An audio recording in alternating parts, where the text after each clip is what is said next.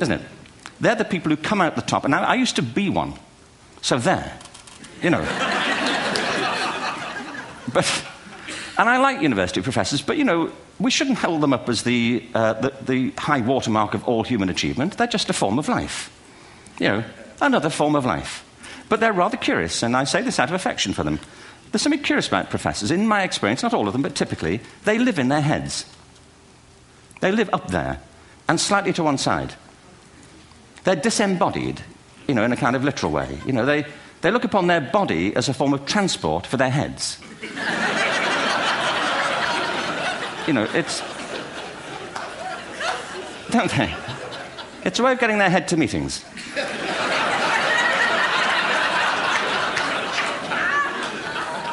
If you want real evidence of out-of-body experiences, by the way, get yourself along to a residential conference for senior academics and pop into the discotheque on the final night.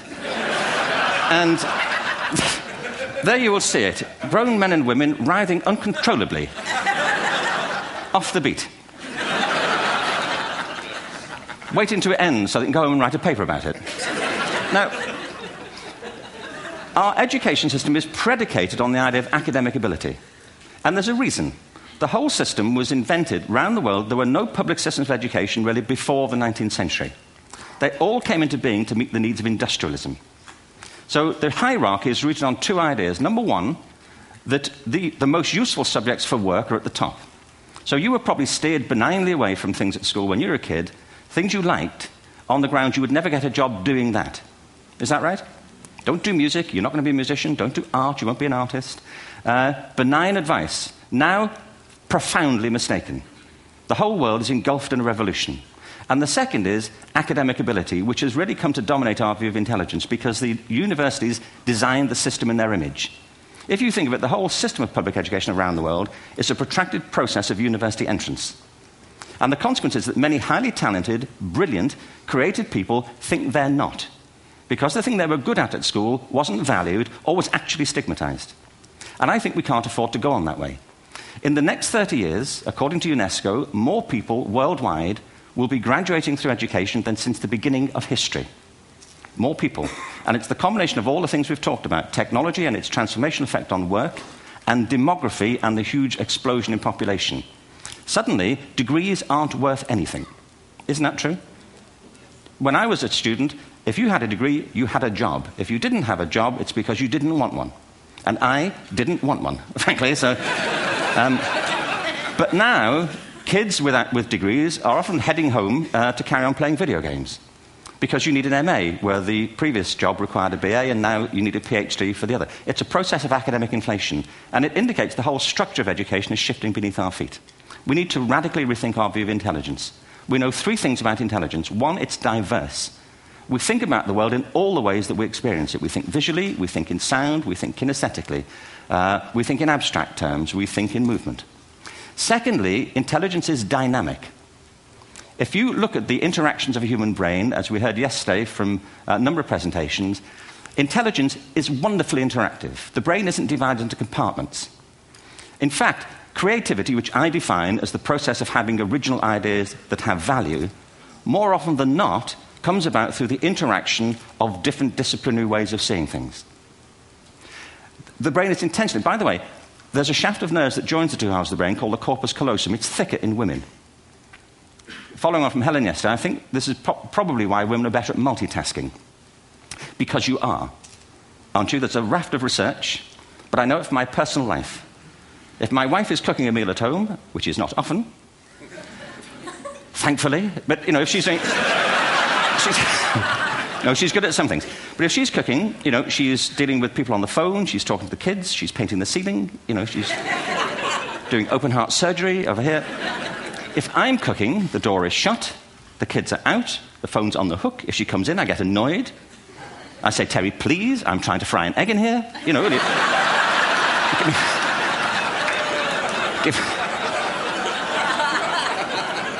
give me a break. Actually, there was, do you know that old philosophical thing? If a tree falls in a forest and nobody hears it, did it happen? Remember that old chestnut? I saw a great T-shirt, really, recently, which said, if a man speaks his mind in a forest and no woman hears him, is he still wrong?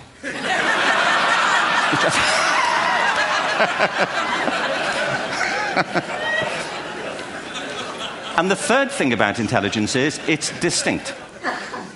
I'm doing a new book at the moment called Epiphany, which is based on a series of interviews with people about how they discovered their talent. I'm fascinated by how people got to be there. It's really prompted by a conversation I had with a wonderful woman who most people have never heard of. She's called Gillian Lynn. Have you heard of her? Some have. She's a choreographer, and everybody knows her work. She did Cats and Phantom of the Opera. She's wonderful. I used to be on the board of the Royal Ballet in England, as you can see. And anyway, Gillian and I had lunch one day. I said, how'd you get to be a dancer? And she said it was interesting. When she was at school, she was really hopeless. And the school in the 30s wrote to her parents and said, we think Gillian has a learning disorder. She couldn't concentrate. She was fidgeting. I think now they'd say she had ADHD. Wouldn't you? But this was the 1930s, and ADHD hadn't been invented, at this point. So it wasn't an available condition. People weren't aware they could have that. Anyway, she went to see this specialist. So this oak-panelled room, and she was there with her mother, and she was led and sat on this chair at the end, and she sat on her hands for 20 minutes while this man talked to her mother about all the problems Gillian was having at school. And at the end of it, because she was disturbing people, her homework was always late and so on, little kid of 8, in the end, the doctor went and sat next to Gillian and said, Gillian, I've listened to all these things that your mother's told me. I need to speak to her privately. So he said, wait here, we'll be back. We won't be very long. And they went and left her. But as they went out the room, he turned on the radio that was sitting on his desk. And when they got out the room, he said to her mother, just stand and watch her. And the minute they left the room, she said she was on her feet, moving to the music. And they watched for a few minutes, and he turned to her mother, and he said, Mrs. Lynn, Gillian isn't sick. She's a dancer. Take her to a dance school. I said, what happened? He said, she did. I can't tell you how wonderful it was. We walked in this room, and it was full of people like me. People who couldn't sit still. People who had to move to think. Who had to move to think. They did ballet, they did tap, they did jazz, they did modern, they did contemporary. She was eventually auditioned for the Royal Ballet School. She became a soloist. She had a wonderful career at the Royal Ballet.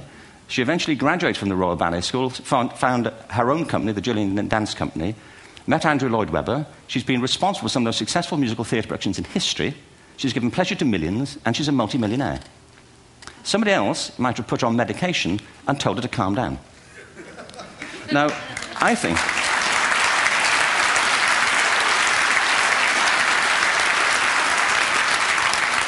What I think it comes to is this. Al Gore spoke the other night about ecology and the revolution that was triggered by Rachel Carson.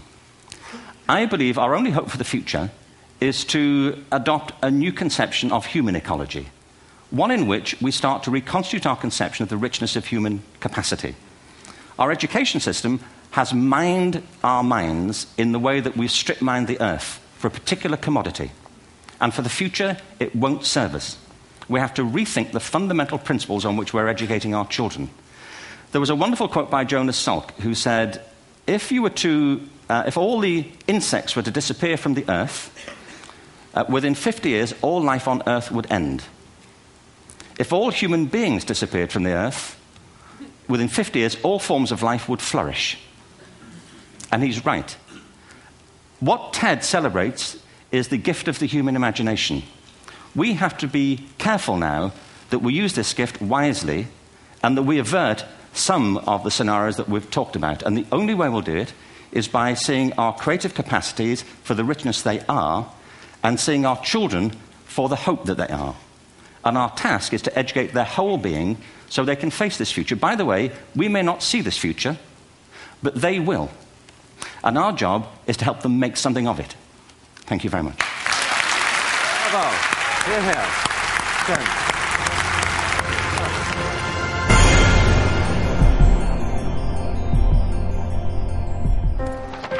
What if great ideas weren't cherished?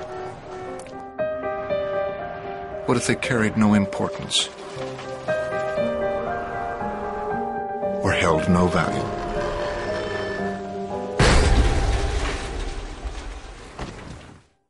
There is a place where artistic vision is protected, where inspired design ideas live on to become ultimate driving machines.